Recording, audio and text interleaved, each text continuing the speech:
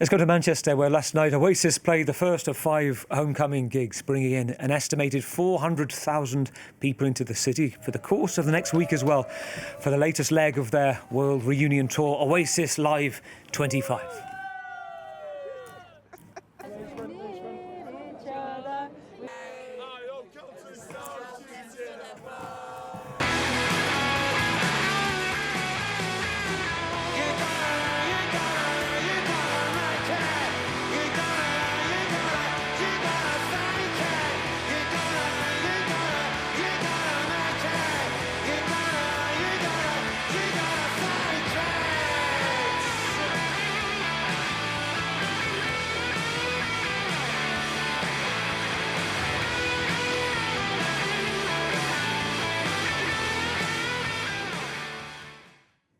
Well, it's the biggest crowd at Heaton Park since Pope John Paul II gave an outdoor mass there in 1982. But the Pope didn't have to deal with thousands of people with mobiles uploading the footage straight to YouTube, including, as happened here, viral TikTok videos of how to break into the venue by scaling the fence and swimming across the boating lake. Every gig on the tour sold out: the UK, Latin America, Australia and the iconic California Rose Bowl. We're going to speak to a legendary figure in a moment to do with the Oasis story. You can see Debbie Ellis there, but it all took off back in 1993 in King Tut's Wah Wah Club in Glasgow, now a legendary gig in front of 12 people and a Japanese tourist who happened to be filming it.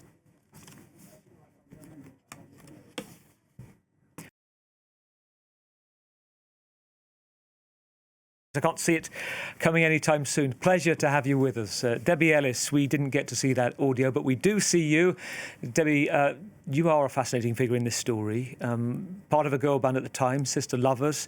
The reason the Gallagher brothers turned up that night and the reason they got signed by Alan McGee. Debbie, welcome to France 24. It's great to have you this evening. Take us back before the gig, in fact, because you first met Liam in a pub in Cheadlehume, Stockport, in 1990. Is that right, that he asked you, where'd you get your trainers from? It's completely true, actually. So I already knew Noel Gallagher from going out in Manchester to different venues, gigs and house nights, things like that. And me and my friend Lorraine, who was also in Sister Lovers, were working at a pub, and he came through the doors, and you didn't get anybody like Liam Gallagher even before he was famous, you know, walking into the pub. So straight away we were like, wow, he looks cool. So I went over to him and started chatting, and he noticed my trainers. So we struck up a conversation and we became friends, you know, since that day, really. And this is way before the King Tut's gig, and he ended up popping round to your house. He was in a hallway, I understand. There was a huge cardboard cutout of Alan McGee, the man that would later sign him, and he said, "Who the bleep is that?" Yes, he did, yeah. That was so funny. That was the same night. He came back to my house where I was living with my boyfriend, who was the guy that had supplied me with the trainers. And he walked through the door, and Alan was a friend of mine and still is. And I'd got this life-size cardboard cutout from a record shop in Manchester and decided to suspend it in the hallway. And it took Liam back a bit because Alan was, fully clad in leather from head to toe. So it was a kind of a strange figure to meet you when you came through the door. Yeah, plus this is the guy that was going to sign him, and it takes us on to that night. So going from who the bleep is that to becoming this King Tut's Wah Wah Club legend itself. You've probably retold it as many times as Oasis have played, but I've heard 3 or 4 versions of the same story of the same night. Tell us about the fateful night, May the 31st, 1993, at King Tut's. What was going on? Okay. So rewind about 9 months before that, because we had met a band in Glasgow that had, I'd been chatting to the drummer, Derek, and I'd arranged to support his band in Glasgow at his next gig. So that happened, and I was really thrilled because it was our first gig and we never got to play outside Manchester. It was really difficult for new bands. So I went into our practice room that we shared with Oasis, and I said to Noel, hey, we're playing in Glasgow sort of thing, showing off. And he threw me this dirty look. And then for some reason I kind of said, well, why don't you do it? And that's why they followed us up there and hijacked the bill and got to play in front of Alan McGee. And this is Alan McGee, who was your friend at the time, who signed, he was promoting other bands, I think I'm right in saying. He's a friend of yours, and he only turned up to wind you up, he's since said. He was planning to basically put you off on stage.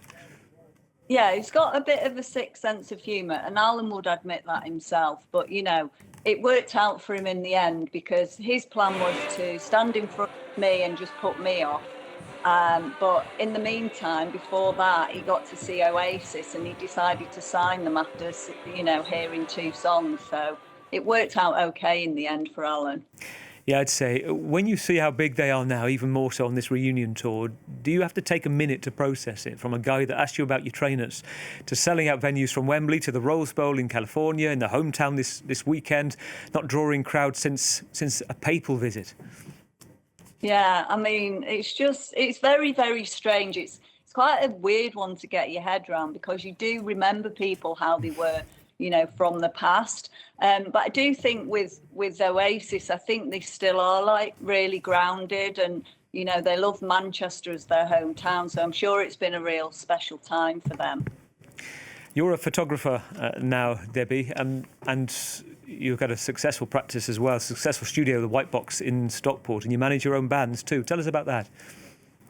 Yeah, I actually don't manage bands now. I was managing a punk band, an all-female punk band called Witch Fever, a few years ago, and I managed to get them a record deal, which is quite a rare thing these days. So they're doing well, but I didn't have the time. I just wanted to dedicate my time to my photography, really. So that's what I do in Stockport. And I work with a lot of up-and-coming, you know, musicians that are really influenced by Oasis. So it's full circle, really. And your band back then, the Sister Lovers, Debbie, is it a coincidence, or is an Oasis B-side called My Sister Lover? Which was released 4 years, I think, wasn't it, after the King Tut's gig? Yeah, I have been asked that a lot, but I mean, we stole the name from a Big Star album, which was called Sister Lovers. And I don't know if Noel was just a fan of them as well, or whether he did actually have us in mind when he wrote it. But I think he just likes the words, to be honest. I mean, if it is about us, I'll take that one. Final thought, Debbie, tonight. It's been lovely to talk to you. Have you kept in touch? Not really, no, because Liam and Noel moved to London sharpish, you know, when they got a record deal. But I did see Liam when the Stone Roses reformed about 15 years ago, and he did say to me that the check's in the post. But I'm still waiting, you know. I'm still waiting for my payment. Debbie, I could talk to you for longer, for all night. You have many stories, including on Ian Brown, that is worthy of, if not a book, a film. It's been a pleasure to talk to you. Debbie Ellis on France 24 this evening. Thank you.